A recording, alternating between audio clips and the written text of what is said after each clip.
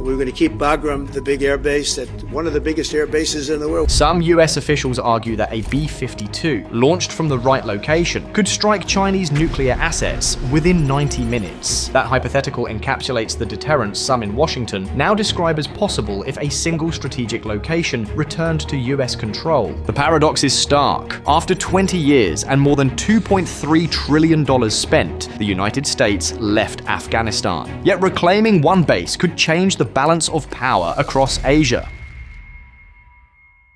On September 18, 2025, in London, President Donald Trump said, "We're trying to get Bagram Air Base back, and if Afghanistan doesn't give it, bad things are going to happen." The statement quickly drew international attention. Within hours, Afghanistan answered swiftly. Foreign Minister Amir Khan Muttaqi stated clearly, "Not even an inch of our soil will be given to the Americans." The positions were uncompromising, and the stakes were obvious. Bagram sits about 37 miles north of Kabul in Parwan province. At its peak, it covered roughly 24 square kilometers, about 9.3 square miles. Its core is a dual runway system built for the heaviest aircraft. The newer runway measures 3,602 meters, roughly 2,000 feet longer and 11 inches thicker than the old one, engineered to handle C-5S, C-17S, B-52S, B-2S, and other large platforms. A second runway allows continued operations during maintenance. Beyond the runways, the base functioned like a small city, housing for tens of thousands, a 50-bed hospital with operating rooms and a trauma bay, fuel storage that supported 5.7 million gallons monthly, maintenance workshops, and a 30-megawatt power plant gave it high autonomy. Hardened perimeters, detention facilities, and command centers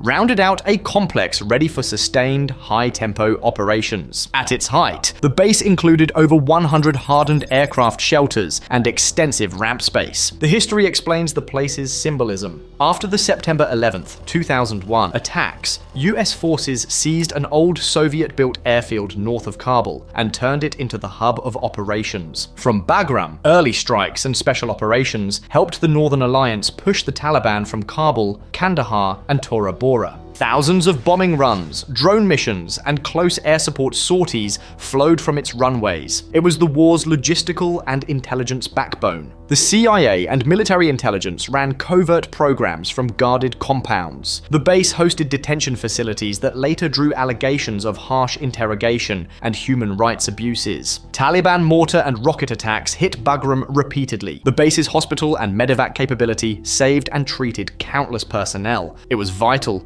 costly, and controversial. The human and financial toll of the Afghan war remains heavy. The script of that conflict records 2,456 US military deaths in Afghanistan and 27,770 wounded service members. Civilian deaths number in the hundreds of thousands by most estimates, including casualties from airstrikes and drone strikes coordinated from Bagram. The US spent roughly $815.7 billion on military operations, and another $130 billion on reconstruction and humanitarian programs.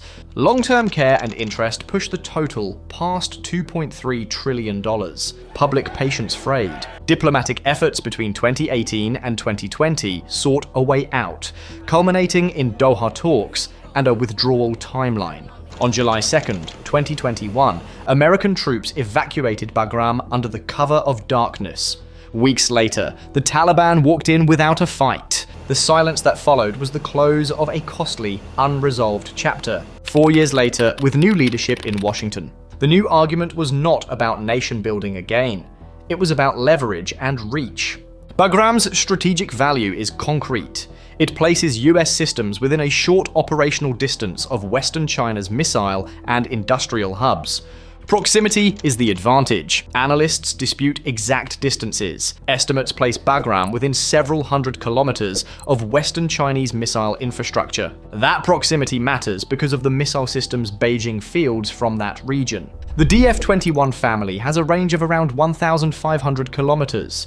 The DF-26 reaches nearly 4,000 kilometers. China stations these systems in hardened fields, tunnels, and silos across its western provinces. Analysts point to major construction at Hami and Yumen, sites that could host hundreds of silos or mobile missile brigades. Analysts also debate the presence or future basing of DF-41 systems in the region. The script cites China having roughly 600 nuclear warheads and planning expansion to about 1,000 in the coming years, with Xinjiang central to that build-up. Xinjiang matters for reasons beyond missiles. It is a mineral and industrial hub. Lithium, beryllium, titanium, magnesium, and solar-grade polysilicon flow from the region into both civilian and defense supply chains. Airfields and bases such as Kuala and Milan, and hundreds of other installations, make Xinjiang heavily militarized. From Bagram, US ISR, drones, signal intercepts, and high-altitude surveillance could observe launches, storage sites, and radar patterns. Runways built to host heavy bombers enable rapid strike options. Bagram becomes a forward observatory and a potential staging point for assets that can reach Chinese Western missile hubs within hours. China reacted sharply to talk of a US return. Beijing framed such moves as provocations near nuclear facilities and warned against actions that would stir confrontation. Moscow, Tehran, and Islamabad also voiced concerns. The diplomatic pushback reflects clear security anxieties. A US presence in Afghanistan within reach of Western China's strategic nodes would alter regional calculations. For China, the worry is missile survivability and industrial continuity. Fixed industries and processing plants do not relocate easily. For Russia, a US foothold near Central Asia's borders reduces Moscow's freedom to act and expands US surveillance reach into what Russia considers its sphere. Any plan to re-establish access must reckon with the Taliban's role and regional alignments. Over recent years, Beijing has deepened ties with the Taliban, offering economic cooperation, drones, and other support in some form. Those links complicate any US push. Taliban forces know the terrain and can harass supply routes with ambushes and indirect fire. They can target convoys and use drones to harass aircraft. China could offer intelligence or political cover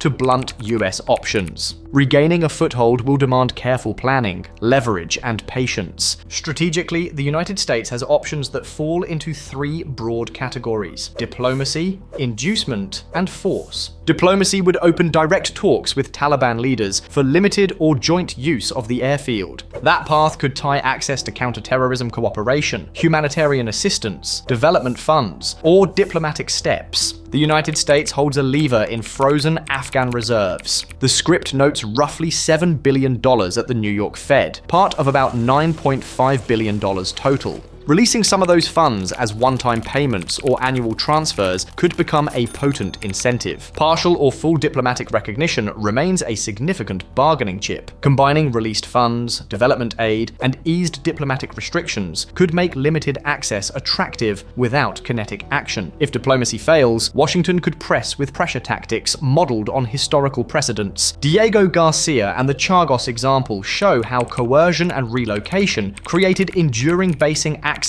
at a human cost. Guantanamo Bay illustrates a near-perpetual lease established in an earlier era under unequal terms. Post-2003, Iraq demonstrates how sunk infrastructure and security dependencies can anchor foreign influence. These cases provide a menu of tactics Washington might borrow, though each carries legal, moral, and political consequences. As a last resort, the United States could attempt to seize and hold a base. Military history shows that securing airfields can be relatively straightforward against unprepared defenders, as in 2001. But the environment has changed. The Taliban's familiarity with the land, Chinese-provided capabilities, and regional political backlash would raise the cost. Holding a base under persistent harassment would require robust logistics, force protection, and likely extended deployment. Beyond Afghanistan, the broader context ties. The war in Ukraine shows why forward basing and alliance support matter. Since February 24, 2022, Russia's full-scale invasion of Ukraine has transformed European security. The United States and allies supplied HIMARS,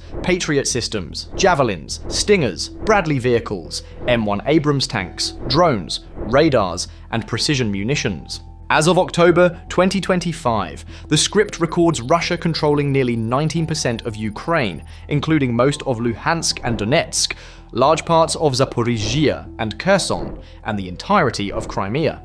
Between February 2022 and October 2025, the civilian toll cited is over 12,650 killed and more than 29,392 injured. Internally displaced persons number around 3.6 million, with approximately 6.8 million seeking refuge abroad. The grinding nature of that conflict underlines why allies seek strategic depth and forward posture elsewhere. Bagram, if regained or shared, would not only watch China's western missile fields, it would project reach into northern Pakistan, Iran's eastern border regions, and the belt of Central Asian states that sit between Moscow and Beijing. From a single location, the United States could plan, surveil, and act with relative speed compared to options that must transit further distances and complex basing arrangements. In a Taiwan contingency, a Western pressure front would force Beijing to allocate forces across divergent theaters, complicating its calculus. In Central Asia, sustained ISR could map troop movements, monitor Russian logistics, and pressure critical energy and industrial nodes. Key indicators to watch include diplomatic signals between Washington and the Taliban, changes in PLA posture in Xinjiang, including new silo construction or air defense deployments, security and redundancy moves around Gwadar and CPEC corridors, Russian troop rotations in Tajikistan and nearby bases, and Afghanistan's internal political cohesion. Each of these signals would clarify whether leverage, recognition, or force will decide Bagram's future. Ultimately, Bagram is both symbol and tool. It symbolizes the limits and costs of nation building. It functions as a lever over missile fields, supply chains, and transit corridors. Whether access will be brokered at a negotiating table, bought back with finance and recognition, or contested on a runway remains the open question. Reclaiming a base would recast US presence in the region, but also test Afghan sovereignty, Chinese red lines near Xinjiang, and Russia's tolerance for extended US reach into Central Asia. The choice Washington makes, money, recognition, or coercion, will determine whether Bagram becomes a renewed hub of influence or a fresh flashpoint in an already volatile strategic landscape. Will access be brokered peacefully, or will it reopen the very wounds the US sought to close?